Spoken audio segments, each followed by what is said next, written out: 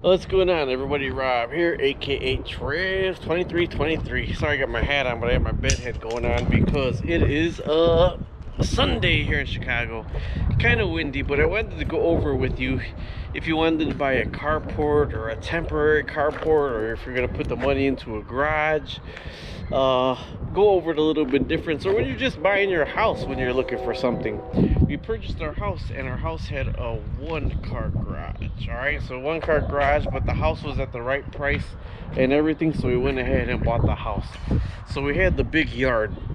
It goes into an L. That's where the boat's back there, goes into the L. So I had the big yard, but in Chicago or places that are really congested, ages back when we were younger, I put a double swinging gate. It was a 9-foot wide double swinging gate. We didn't have the carport, or we didn't have the temporary shelter, we didn't have the boat, and I just had a double swinging gate that I would pull my car in the backyard. My wife said, "Ah, it looks so ghetto with it in the backyard. It looks so ghetto with it in the backyard." It was just a double swinging gate.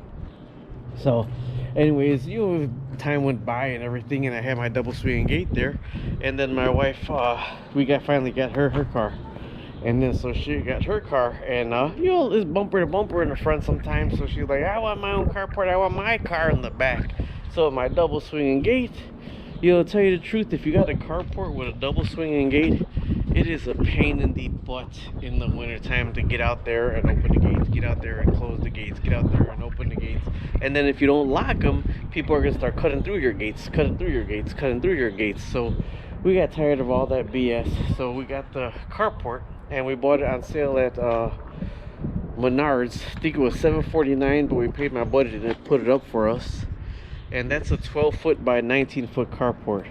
Now we added on the sliding gate, and it is an electric sliding gate. Now the sliding gate itself was about $1,200 for the sliding gate, but if we wanted the motor put on, it was another $2,500 just for the motor. So I got a video somewhere. I bought that for like $280 on eBay, and I put it on myself. The instructions were like in a different language. It was a pain in the butt, but for $280 it works really good. Okay, so we're gonna keep going along. I'm leading into the portable carports and everything. So with this gate right here, it's a galvanized gate, but you do got to maintain it. You see, I got a little rust coming there on the gate, a little rust coming every winter. Like every fall, I go ahead and scrape all the rust out, and I reprimer the gate. Scrape all the rust out and reprimer the gate, because you got to keep the gates all primered up. Now in the winter time, what I wish I would have had was something above this part of the gate right here, because in the winter time, I put gun oil up here finally, because ice freezes on top of the gate and it'll get stuck.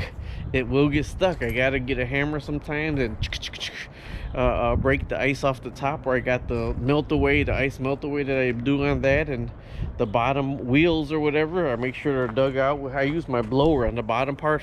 I blow everything out, and I put the millings back here. We're gonna go concrete, but let's go back. So if you're gonna buy a house, already get a 2-car garage. Don't get a house with a 1-car garage unless there's a really good price. Now if you want a regular 2-car garage built here in Chicago, you're looking at about 25-30 grand for a regular garage built in Chicago. So here I am under the carport right now, and one thing that I wished is, now that I bought it for $7.49 for the carport, I really do love the carport. I love the carport. It's a great carport. I really do love the carport. So I wish this is a 12-foot by 19-foot carport. I wish I would have bought the 18-foot. I really wish I would have bought the 18-foot by 19-foot carport. So, because sometimes we do put the boat back in this area, or sometimes we back the cars up back to back in this area. So we actually have to take these legs out right here in order to push the boat back to this area in the backyard. But I like this freely, so we could take the cars or put 2 cars back here or whatever. So, and in Chicago now, when you have them build garages, the contractors come out, they won't put 2 doors so you could drive into the backyard. They won't do that in Chicago anymore. They only have a small door where you can't drive a garage through. That's code in Chicago. So that's the carport right there. So now with this one right here, I'm underneath the temporary carport. This is the temporary carport. I picked it up for like $250. I think it was $250, $199. And we bought this temporary carport. So this right here is a 10 foot by, probably 10 foot by 18 or 10 foot by 19 foot carport right here. So it does block a lot of the shade, as you can see. We originally purchased it because that's for the boat for the fall and for its spring already, but late spring we put the boat in here, take the shrink wrap off of it, so it's still under the weather. Although we do get the canvas top for it, it allows us to take the canvas top off, not be in the blistering sun, and we can get everything cleaned out, loaded up to get ready to put in the marina. Or we put it back under here in October, we're able to take everything out because there's no seats and there's no nothing in the boat at all right now. They got the sacks in there to get the moisture. It's completely shrink wrapped. But that's what we bought this for right here. Now truthfully, when I bought this one right here, this is a 10 foot by 19 foot, 10 foot by 18 foot. I wish I would have got the 12 or the 15 foot or the 18 foot by 20 foot, because you see it's smaller than the car, so we can still drive the other car all the way back here if I didn't have all the nails from when I put that in there. But that's a whole different story. I got my metal detector, I gotta find the screws. So this one right here is about $250. It lasted completely through the winter. We've been getting 50-60 mile an hour winds. So if you see all this string and tied to the carport, it's tied to the gate all right here. It's tied down to the gate, and I got some cinder blocks in that corner right there. So that's because we've been getting 50 and 60 mile an hour winds, and I did not want this to blow away. So probably this year what we're gonna do is actually, I screwed a lot of these together with sheet metal screws. See, sheet metal screws, because right here, this right here, I was afraid of them pulling apart, and I had to put those with sheet metal screws because we pulled, that's why that's tied at the top right there, because we pulled all the legs off of this right here, and we pulled the legs off. That's how we got the boat back that way. So I need something with bigger spans. So if I get an 18-foot span, and we had to kind of work the boat back and forth, because this leg right here was kind of in the way. Okay, so if I had an 18-foot by 20 foot, I would have had the freedom to maneuver the boat back a little bit better than the shorter one. So that was $749 for the shorter one.